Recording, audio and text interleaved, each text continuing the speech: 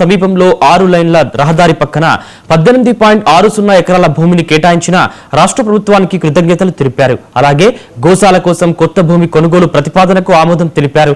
ఎండాకాలాన్ని దృష్టిలో ఉంచుకుని భక్తులకు త్రాగునీరు, క్యూలైన్లు, వసతి సదుపాయాలు మెరుగుపరచాలని అధికారులకు ఆదేశాలు జారీ చేశారు. ఈ సమావేశంలో ఆలయ EO Penchala Kishore, chairman Maninaidu, trust board సభ్యులు పాల్గొన్నారు.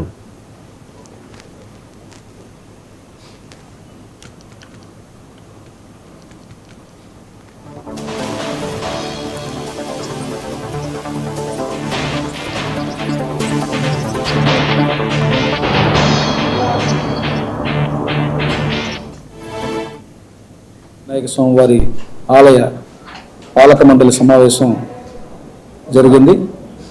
గౌరవ సభ్యులందరూ కూడా అనేక విషయాల్ని చర్చించడం జరిగింది. అందులో ప్రధానంగా కాణిపాకం దేవస్థానానికి 18 ఎకరాల 60 సెంట్ల స్థలం తవనంపల్లి మండలంలో హైవేకి ఆనుకుని ఉన్నటువంటి విలువైనటువంటి స్థలాన్ని ప్రభుత్వం ఉచితంగా కాణిపాకం దేవస్థానానికి కేటాయించింది.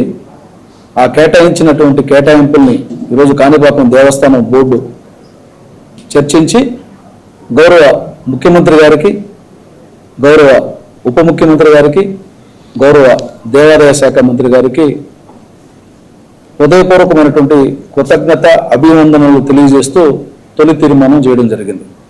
ఈ ప్రభుత్వం ద్వారా మాకు కలిగినటువంటి వెసులుబాటు అనేది ఒక 100 సంవత్సరాల చరిత్రకు సాక్ష్యానికి అవసరమైనటువంటి అనేక అవకాశాలను అది కల్పించబోతుంది. ఆ అవకాశాన్ని భగవంతుడి కృపతో ముఖ్యమంత్రి నారా చంద్రబాబు నాయుడు గారు అందించారని మేము గట్టిగా నమ్ముతున్నాం. ఎందుకంటే సుమారుగా 9 కోట్ల రూపాయలు ప్రభుత్వం అంచనా